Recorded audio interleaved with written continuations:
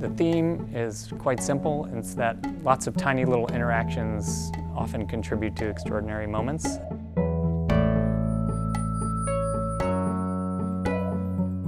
Because this is number 12, it seemed appropriate, or coincidentally worked out that way, that we have a gentleman who wore the number 12 for 19 years in the major leagues.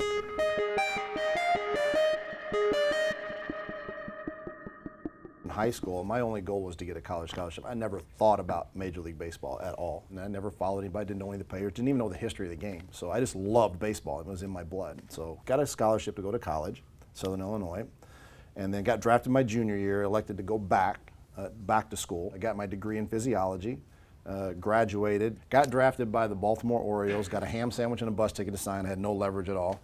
And I was like, well, let's just see where this goes. I got accepted into chiropractic school. If this doesn't work, I'll go back to chiropractic school. And just kind of let my career go. You know, I played AA team all spring training, and I'm like, I hit like 450 actually in spring training for AA, and I was like, I'm going to be here. And it was right at the end of camp when we were going to our different teams. We were settling with our different teams, and he was like named off 4 or 5 guys. Okay, you're going to here, you're going to here. Finley, you're going back to A-ball. And I'm like, really? Come on. You know, he was like, no, go. I was like, I'm not falling for this April Fool. Somebody already got me on something. He was like, no, I'm serious. Get your ass over there to that field. I was like, okay, I'll go over there. You know, so I went over there, went over the field, and I'm like, am I supposed to be here? And he goes, yeah, you're on our team. I was just like, you know, because I had just done really well. I was a senior in college coming out, going back to A-ball. So, you know, I went back to A-ball. I spent 8 days there. I hit 300. All of a sudden there was an injury at the big league level, a system-wide bump up. I got to go to AA. And then literally 3 days later, we're leaving Greenville, South Carolina, and we're heading somewhere up north, I think to Tennessee, somewhere to play, Knoxville to play.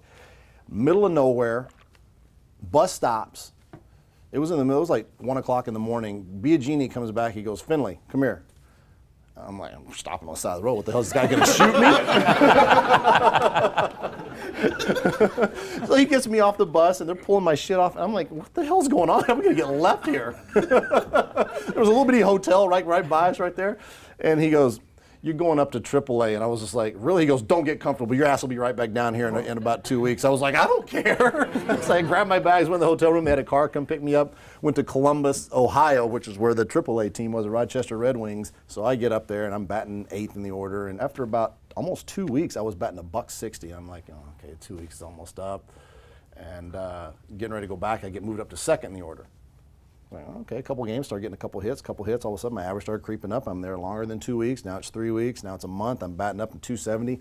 Got over to 300. Come to find out, the story in the minor leagues, Johnny Oates loved me.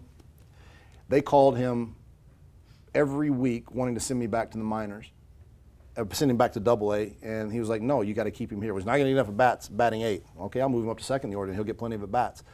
Wanted to send me back all the time, and then finally at midseason, whenever I made the All-Star team, they just left him alone. And then he was the guy who gave me my big break to get to the big leagues, was that guy.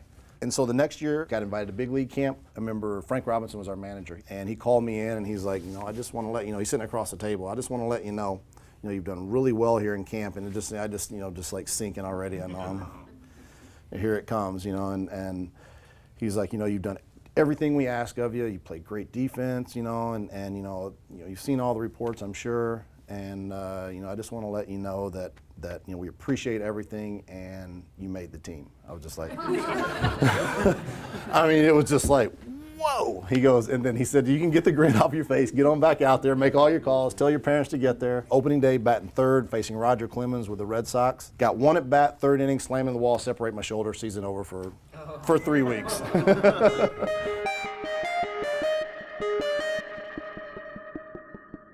Baseball is one of the few sports where the day you get there, they're looking for someone better and cheaper than you to replace you. And it is. You're always got to look over who's in the minor leagues. So they have 3 or 4 minor league teams that they're grooming guys to those positions to come up and take your spot. If a trade comes up or something. So you're always have your bags ready to go any city at any time. I didn't understand hitting my first 6 years in the big leagues.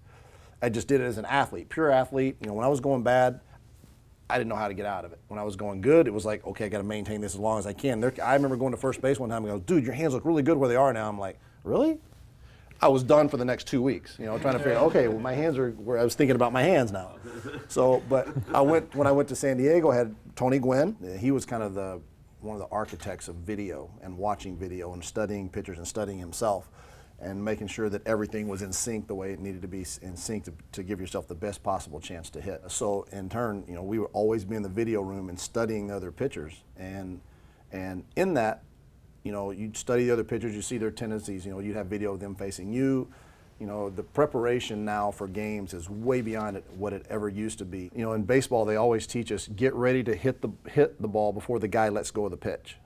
And so if a guy's moving, as a guy's throwing the ball, you have really no chance to hit the ball. But when I think back about it, what I see out of a pitcher's hand, when I'm seeing a pitcher's hand, I notice things like this, finger split, holding the ball like this for a changeup. So you're looking at the hand.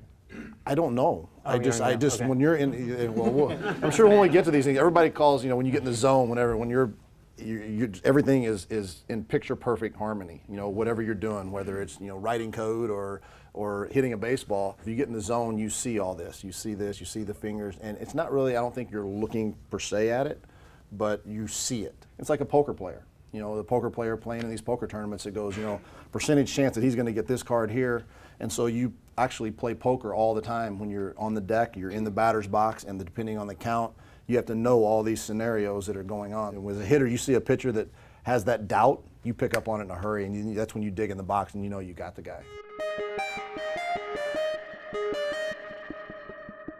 If you get a hit 3 out of 10 times, you may lead the league in batting. If you get a hit 2 out of 10 times, you probably won't last very long. Yeah. So it's a very fine line between people who are actually playing every day and then people who are the very, very best.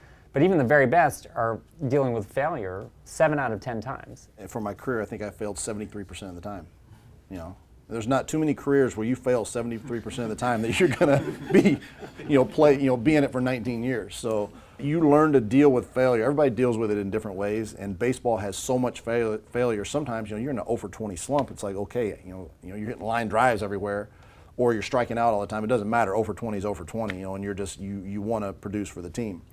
But that's the way the cycle of baseball goes. Every great hitter goes through slumps at some point during the year. If you focus on something there's always to do after an at-bat, you don't kind of reflect on what just happened. You reflect on what you can do next time to beat it, but you don't reflect on the negative because there's so much negative in the game anyway. So you try to take a negative and make it a positive. You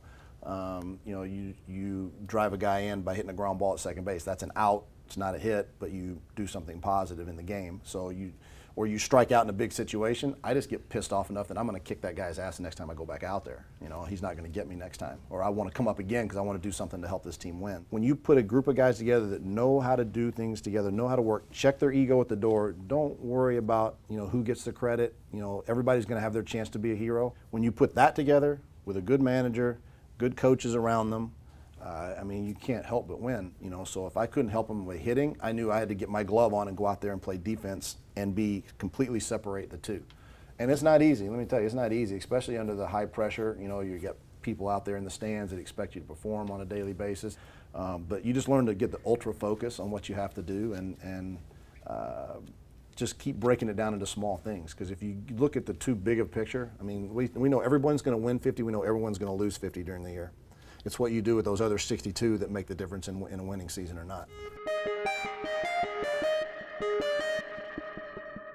It is probably one of the most difficult things for athletes to balance a strong family life and a strong on-the-field life. It's difficult. It's difficult.